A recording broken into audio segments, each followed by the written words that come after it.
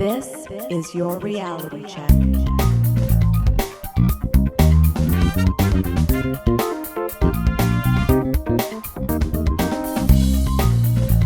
Hi everyone, and welcome to The Reality Check, the weekly Canadian show that explores a wide range of controversies and curiosities using science and critical thinking. I'm your host, Darren McKee, and today I'm going to talk to you about coalitions being democratic. I hope you're doing well amidst the chaos in the world, whether it be yet another wave of COVID or the atrocious invasion of Ukraine. Today, I want to do a short segment about a certain aspect of Canadian democracy. Namely, the recently announced agreement by the currently governing Liberal government to work with the new Democratic Party. Some have called this undemocratic, and this is false. It is in fact very democratic. I explain why after telling you more about the agreement itself. On Tuesday, March 22nd, the Liberals and New Democratic Party, which I will call NDP from now on, announced a confidence and supply agreement to further each of their interests. Quoting a CTV news piece linked in the show notes at trcpodcast.com, the agreement will see the NDP caucus prop up the government in future confidence votes and back them on 4 budgets in exchange for progress before the next election on several key policy issues that are shared Liberal NDP priorities. Those policy issues are dental care for low-income Canadians, national pharmacare, housing, reconciliation, some taxation issues, climate, and various other progressive policies. This agreement would be in place until June 2025, which would be when our currently scheduled parliament would sort of run out, given that we just recently had an election. The short explanation of why this was desired by the two parties is that the Liberals are in power, but in a minority government, meaning they need the support of another party, and we do have 5, although many don't have all that many votes, to pass through legislation and implement their agenda.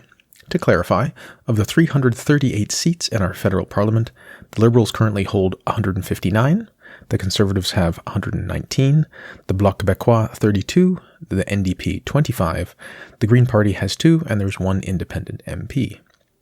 Basically, these numbers mean that the Liberals often need 10 or 11 more votes from some other party or parties to get something passed. The NDP often supports the Liberals because many of their goals overlap.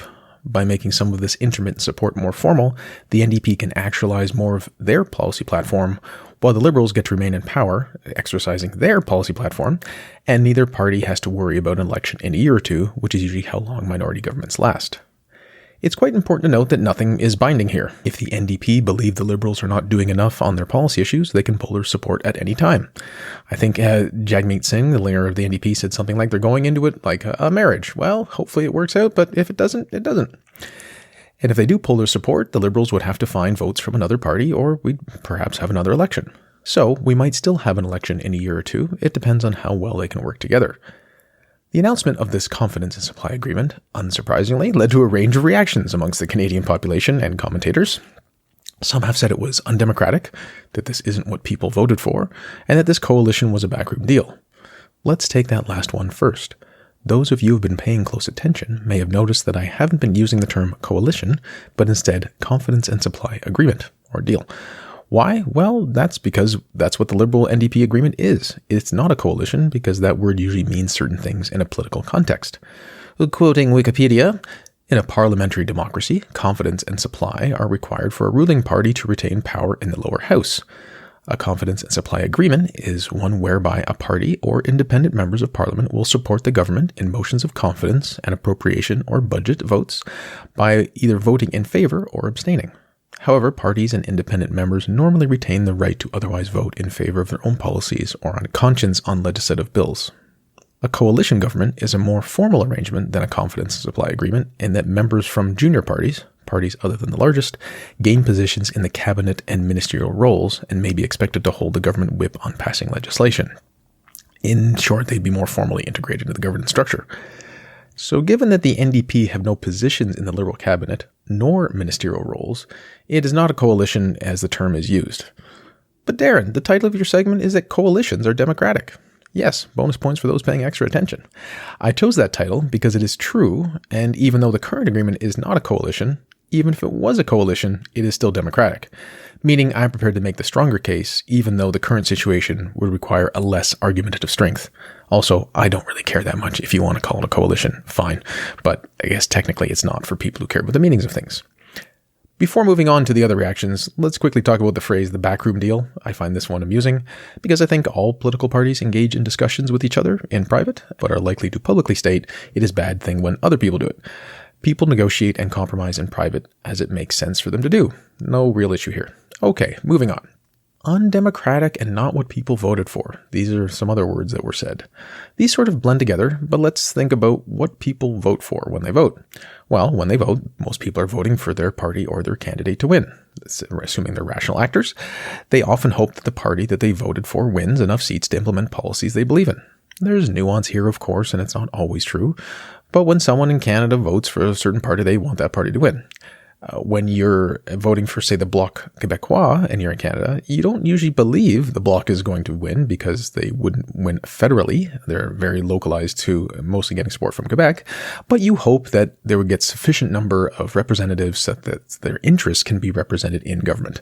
Meaning, even if they only get a small minority of the seats, it can have some political sway regarding policies that are important to the Bloc Québécois.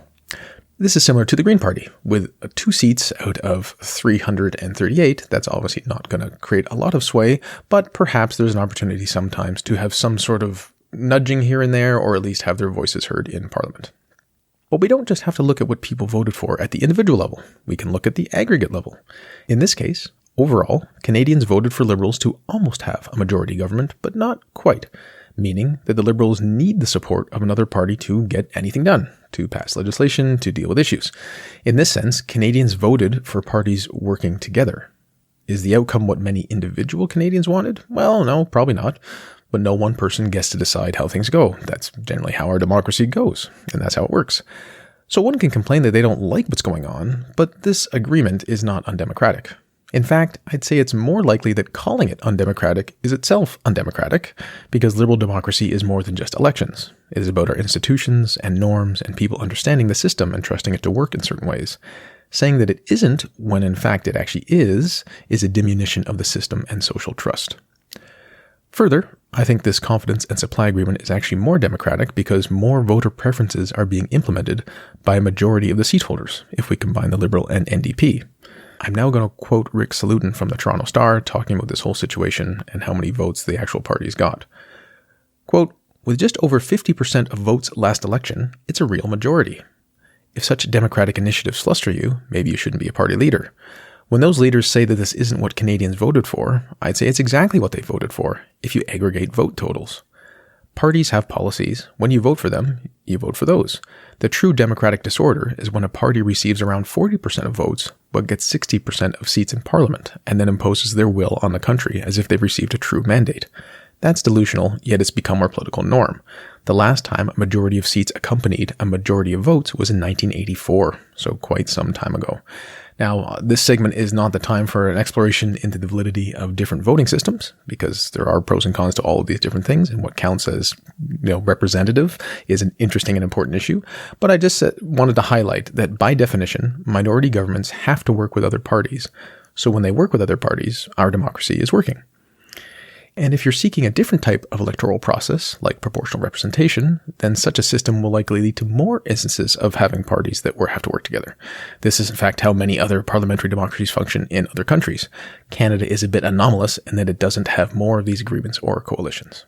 In summary, the recent confidence and supply agreement by the Liberals and NDP is not undemocratic.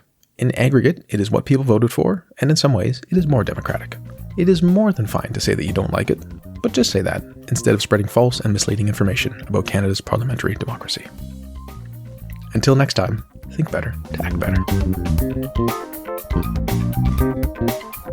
For show notes, or to discuss this episode, visit our Facebook page and website at trcpodcast.com. For general inquiries, or to send a topic or parody suggestion, email info@trcpodcast.com. Help support the show by leaving a review on iTunes and liking us on Facebook. Follow us on Twitter at @TRC_podcast.